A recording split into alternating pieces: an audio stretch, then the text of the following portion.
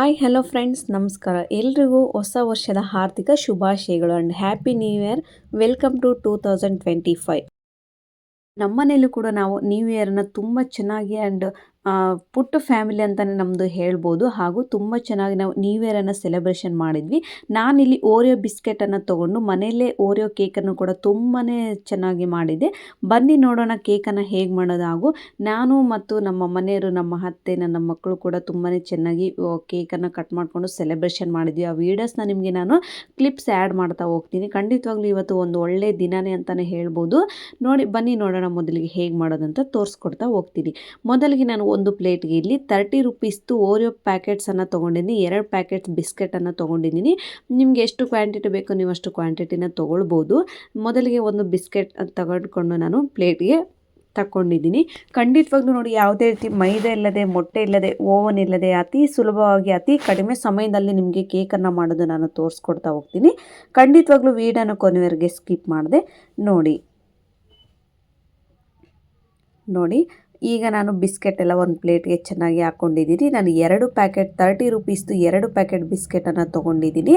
ಈಗ ನಾನು ಅದು ಒಳಗಡೆ ಇರುವಂತಹ ಚಾಕ್ಲೇಟ್ ಕ್ರೀಮನ್ನು ಸಪ್ರೇಟ್ ಮಾಡ್ತಾ ಹೋಗ್ತೀನಿ, ಬಿಸ್ಕೆಟ್ ಸಪ್ರೇಟ್ ಮಾಡ್ತಾ ಹೋಗ್ತೀನಿ. ಬಿಕಾಸ್ ಅದು ಕ್ರೀಮನ್ನು ಬಿಸ್ಕೆಟಲ್ಲಿ ಆ್ಯಡ್ ಮಾಡೋ ಹಾಗಿಲ್ಲ. ಸೊ ಹಾಗಾಗಿ ನೀವು ನೋಡ್ತಿರ್ಬೋದು. ಈಗ ನಾನು ಒಂದು ಬಿಸ್ಕೆಟನ್ನು ಓಪನ್ ಮಾಡಿ ಕ್ರೀಮನ್ನು ಚಾಕುವಿನ ಸಹಾಯದಿಂದ ನಾನು ಈ ಥರ ರೌಂಡ್ ಶೇಪಾಗಿ ತೆಗಿತಾನೆ ಹೋಗ್ತೀನಿ. ಎಲ್ಲದೂ ಕೂಡ ನೀವು ಇದೇ ಥರ ಮಾಡ್ಕೊಳ್ಬೇಕಾಗುತ್ತೆ. ನೋಡಿ, ನಿಮಗೆ ಮನೆಯಲ್ಲಿ ಟೈಮ್ ಸಿಕ್ಕಾಗ ವೆರಿ ಕ್ವಿಕ್ ಆ್ಯಂಡ್ ಈಸಿಯಾಗಿ ನೀವು ಮಾಡ್ಬೋದು. ಬೇಕಿಂಗ್ ಪೌಡರ್ ಹಾಗೂ ಓರಿಯೋ ಬಿಸ್ಕೆಟ್ ಇದ್ದರೆ ಸಾಕು, ನೀವು ಮನೆಯಲ್ಲೇ ಸ್ಪಾಂಜಿಯಾಗಿ ಕೇಕನ್ನು ರೆಡಿ ಮಾಡ್ಕೊಳ್ಬೋದು.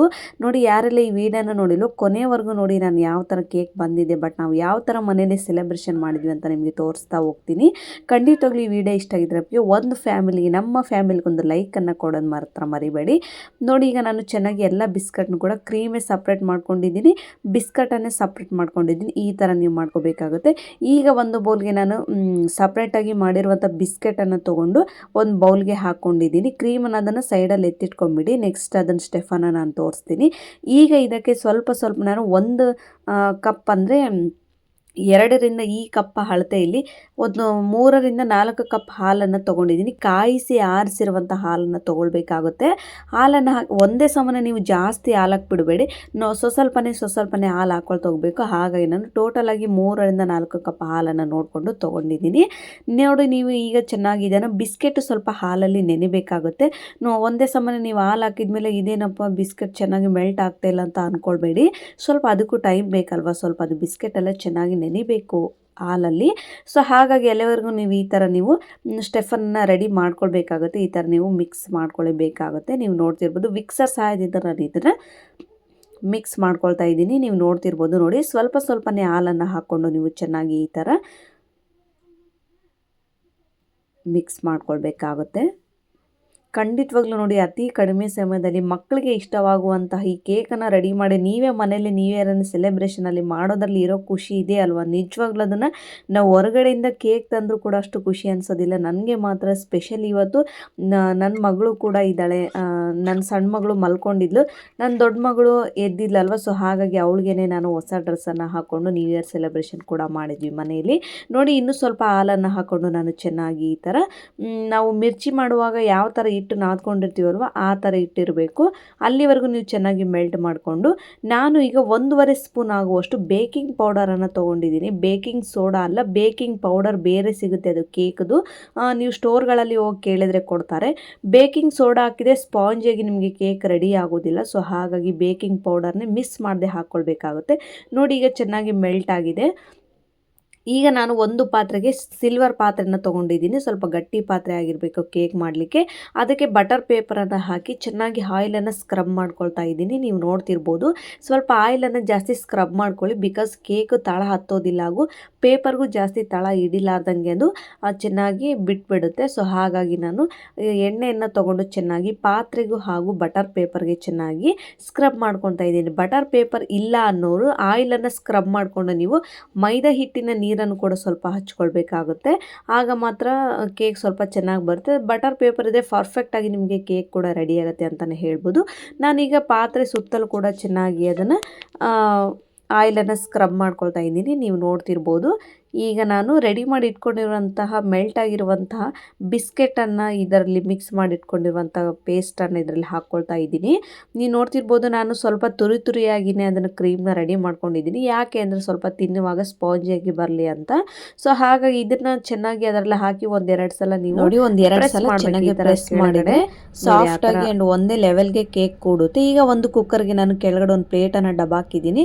ಆಮೇಲೆ ನಾನು ಇದನ್ನು ರೆಡಿ ಮಾಡಿ ಇಟ್ಕೊಂಡಿರುವಂಥ ಕೇಕ್ ಪಾತ್ರೆನ ಅದ್ರ ಮೇಲೆ ಇಡ್ತಾ ಇದ್ದೀನಿ. ನೀವು ಯಾವ ಪಾತ್ರೆಯಲ್ಲಿ ಬೇಕಾದರೂ ಮಾಡ್ಕೊಳ್ಬೋದು. ನಾನು ಕುಕ್ಕರಲ್ಲಿ ಮಾಡ್ತಾ ಇದ್ದೀನಿ. ಕೆಳಗಡೆ ಕಂಪಲ್ಸರಿಯಾಗಿ ನೀವು ಆ ಪ್ಲೇಟನ್ನು ಇಟ್ಟು ಈಗ ಮೇಲೆ ಒಂದು ಪ್ಲೇಟನ್ನು ಗ್ಯಾಸನ್ನು ಲೋ ಫ್ಲೇಮಲ್ಲಿ ಇಟ್ಕೊಂಡು ಕೇಕನ್ನು ರೆಡಿ ಆಗಲಿಕ್ಕೆ ಬಿಡಿ. ಈಗ ನಾವೇನು ಕ್ರೀಮನ್ನು ತಗೊಂಡಿರ್ತೀವಲ್ವ ಅದನ್ನು ಸಪ್ರೇಟಾಗಿ ಇಟ್ಕೊಂಡು ಒಂದು ಬೌಲ್ಗೆ ತೊಗೊಂಡಿದ್ದೀನಿ. ಈಗ ನಾನು 10 ರೂಪೀಸ್ದು ಡೇರಿ ಮಿಲ್ಕ್ ಪ್ಯಾಕೆಟನ್ನು 3 ಪ್ಯಾಕೆಟ್ ಚಾಕ್ಲೇಟನ್ನು ತೊಗೊಂಡಿದ್ದೀನಿ. 10 ರೂಪೀಸ್ದು. ನಿಮಗೆ ಸ್ವಲ್ಪ ಕ್ರೀಮ್ ಜಾಸ್ತಿ ಬೇಕಂದರೆ ನೀವು ಜಾಸ್ತಿನೇ ತೊಗೊಳ್ಬೋದು. 3 ಪ್ಯಾಕೆಟ್ ಆಗೋಷ್ಟು ಡೇರಿ ಮಿಲ್ಕ್ ಅಂದರೆ 10 ರೂಪೀಸ್ದು ತೊಗೊಂಡಿದ್ದೀನಿ. ಈಗ ನಾವು ಹಾಲನ್ನು ಹಾಕ್ಕೊಂಡು ಚೆನ್ನಾಗಿ ಮೆಲ್ಟ್ ಮಾಡ್ಕೊಳ್ಬೇಕಾಗುತ್ತೆ. ಇದು ಕ್ರೀಮ್ ಎಲ್ಲ ಚೆನ್ನಾಗಿ ಚಾಕ್ಲೇಟ್ ಥರ ಮೆಲ್ಟ್ ಆಗಬೇಕಲ್ಲ. ಸೊ ಹಾಗಾಗಿ ನೋಡಿ ನಾನು ಕಾಯಿಸಿರುವಂತಹ ಸುಡು ಹಾಲನ್ನೇ ಹಾಕ್ಕೊಳ್ಬೇಕು, ಇಲ್ಲಾಂದರೆ ಚಾಕ್ಲೇಟ್ ಮೆಲ್ಟ್ ಆಗೋದಿಲ್ಲ.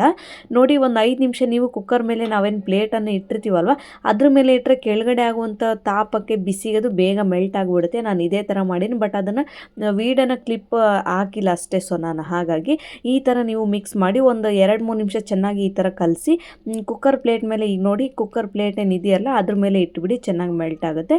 ಒಂದು ಕರೆಕ್ಟ್ 30ರಿಂದ 35 ನಿಮಿಷ ಆದಮೇಲೆ ನಾನು ಒಂದು ಚಾಕುವಿನ ಸಹಾಯದಿಂದ ನಾನು ಅದರಲ್ಲಿ ಎದ್ದು ನೋಡ್ತೀನಿ ಅದು ಕೇಕ್ ರೆಡಿಯಾಗಿದೆ ಅಂದರೆ ಆ ಚಾಕುಗೆ ಹತ್ತೋದಿಲ್ಲ. ಇಲ್ಲಪ್ಪ ಅಂದರೆ ಚಾಕುಗೆ ಹತ್ತು ಬಿಡುತ್ತೆ. ಈಗ ನೋಡಿ ಕೇಕ್ ತುಂಬ ಚೆನ್ನಾಗಿ ರೆಡಿಯಾಗಿದೆ.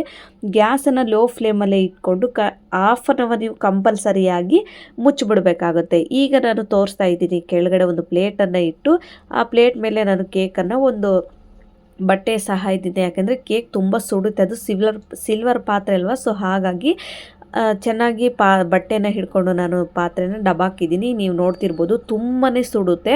ಈ ಥರ ಸುಡುವಾಗ ನೀವು ತೆಗೆದುಬಿಟ್ರೆ ಕೇಕ್ ಎಲ್ಲ ಕಿತ್ತೋಗೋ ಚಾನ್ಸಸ್ ತುಂಬಾ ಇರುತ್ತೆ. ಸೊ ಹಾಗಾಗಿ ಒಂದು 5 ನಿಮಿಷ ವೆಯ್ಟ್ ಮಾಡಿಕೊಂಡು ಆಮೇಲೆ ನೀವು ತೆಗಿತಾ ಹೋಗಬೇಕು. ನಿಜವಾಗ್ಲೂ ಇದು ಒಂದು ಒಳ್ಳೆ ಸ್ಪಾಂಜ್ ಕೇಕ್ ಅಂತಲೇ ಹೇಳ್ಬೋದು. ನೋಡಿ ಯಾವುದೇ ರೀತಿ ಮೊಟ್ಟೆ ಇಲ್ಲದೆ ಮೈದಾ ಇಲ್ಲದೆ ತುಂಬ ಈಸಿಯಾಗಿ ಅತಿ ಕಡಿಮೆ ಸಮಯದಲ್ಲಿ ನಾನು ನ್ಯೂ ಇಯರ್ಗೆ ಈ ಕೇಕನ್ನು ರೆಡಿ ಮಾಡಿದ್ದೀನಿ. ನನಗಂತೂ ತುಂಬಾ ಖುಷಿ ಆಯಿತು. ಯಾಕೆಂದರೆ ಪ್ರತಿ ಸಲನೂ ನಾವು ಹೊರಗಡೆ ಕೇಕ್ ತೊಗೊಂಡು ಬಂದು ಕಟ್ ಮಾಡ್ತಿದ್ವಿ, ಬಟ್ ನಾನು ಈ ಸಲ ಮನೇಲಿ ಕೇಕ್ ಮಾಡಿ ರೆಡಿ ಮಾಡಿದ್ದೀನಿ. ನಮ್ಮ ಹಸ್ಬೆಂಡ್ ಅಂತೂ ತುಂಬಾ ಖುಷಿಪಟ್ಟರು. ನೀನು ಮನೇಲಿ ಮಾಡಿದೀಯಾ, ನನಗೆ ನಂಬಕ್ಕೆ ಆಗ್ತಿಲ್ಲ ಅಂತ ಹೇಳಿದ್ರೆ ನಿಜವಾಗ್ಲೂ ನನಗೂ ತುಂಬಾ ಖುಷಿ ಆಯಿತು. ಅವ್ರಿಗೂ ಕೂಡ ಡಬಲ್ ಖುಷಿ ಆಯಿತು. ನೀನು ಮನೇಲಿ ಮಾಡಿದೆಯಲ್ಲ ಕೇಕ್ ಕಟ್ ಮಾಡಲಿಕ್ಕೆ ತುಂಬಾ ಖುಷಿ ಆಯಿತು ಅಂತಲೇ ಹೇಳಿದರು. ಹಾಗಾಗಿ ನನಗೂ ಕೂಡ ತುಂಬಾ ಖುಷಿ ಆಯಿತು. ನಮ್ಮ ಅತ್ತೆ ಕೂಡ ಕೇಕ್ ಟೇಸ್ಟ್ ನೋಡಿ ಇಲ್ಲ ತುಂಬ ಚೆನ್ನಾಗಿ ಬಂದಿದೆ, ಚೆನ್ನಾಗಿ ಮಾಡಿದೆಯಾ ಅಂತ ಹೇಳಿದರು. So I am so happy.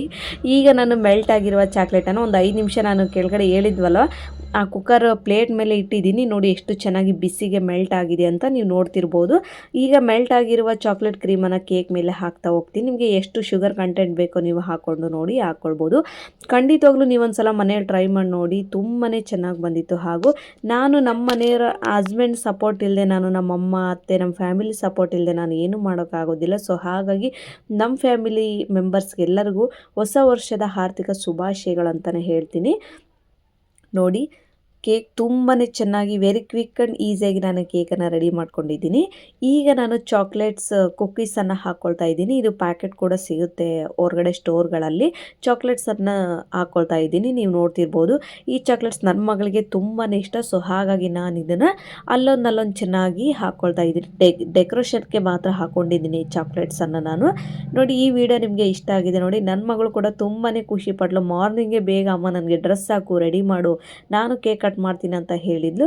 ಹಾಗಾಗಿ ನನ್ನ ಮಗಳು ಕೂಡ ತುಂಬಾ ಖುಷಿ ಪಟ್ಲು. ನಮ್ಮ ಮನೆಯ ನಮ್ಮ ಮುದ್ದು ಲಕ್ಷ್ಮಿ ಅಂದರೆ ನನ್ನ ಮಕ್ಕಳು ಕೂಡ ನೋಡಿ ಈಗ ನೋಡ್ತಿರ್ಬೋದು. ಅವಳು ತುಂಬಾ ಬರೀ ಇಷ್ಟಪಟ್ಟು ಚಾಕ್ಲೇಟ್ಸ್ನೇ ತಿಂತಿದ್ಲು. ನಮ್ಮ ಹಸ್ಬೆಂಡ್ ಅವರು ಕೂಡ ಬೆಳಗ್ಗೆ ಸ್ಕೂಲಿಗೆ ಹೋಗಬೇಕಾದ್ರೆ ಕೇಕನ್ನು ಕಟ್ ಮಾಡಿಬಿಟ್ಟು ಹೋದರು. ಹಾಗೂ ಎಲ್ರಿಗೂ once again happy new year ಅಂತಲೇ ಹೇಳ್ತೀನಿ. ನನ್ನ ಮಗಳು ಕೇಕ್ ತುಂಬಾ ಇಷ್ಟಪಟ್ಟು ಕೂಡ ತಿಂದಳು. ಕೊನೆಯದಾಗಿ ಕೇಕೆಲ್ಲ ಕಟ್ ಮಾಡಿ ವೀಡಿಯೋಸ್ ಎಲ್ಲ ಆದಮೇಲೆ ಅಮ್ಮ ಥ್ಯಾಂಕ್ಸ್ ಅಂತ ಹೇಳಿದ್ಲು. ನಿಜವಾಗ್ಲೂ ಇದಕ್ಕಿಂತ ಒಳ್ಳೆ ಖುಷಿ ಮತ್ತೊಂದಿಲ್ಲ ಅಂತಲೇ ಹೇಳ್ಬೋದು. ನಮ್ಮ ಹಸ್ಬೆಂಡ್ಗೆ ನಾನು ಹಾಗೂ ನಮ್ಮ ಫ್ಯಾಮಿಲಿಗೆ ನಾನು ಹೊಸ ವರ್ಷದ ಆರ್ಥಿಕ ಶುಭಾಶಯಗಳಂತಲೇ ಹೇಳ್ತೀನಿ. ನೋಡಿ ನಮ್ಮ ಮನೆ ನಮ್ಮ ಮುದ್ದು ಲಕ್ಷ್ಮಿ ನಮ್ಮ ಮಗಳು, ಹಾಗೂ ನನ್ನ ಮಗಳಿಗೆ ನಿತ್ಯಾಗೆ happy new year and lots of love you ಬಂಗಾರಿ. ಆ್ಯಂಡ್ ಈ ವಿಡಿಯೋ ನಿಮಗೆ ಇಷ್ಟ ಆಗಿದೆ ಖಂಡಿತವಾಗ್ಲೂ ಲೈಕ್ ಮಾಡಿ, ಶೇರ್ ಮಾಡಿ ಹಾಗೂ ಸಬ್ಸ್ಕ್ರೈಬ್ ಮಾಡಿ. Thank you.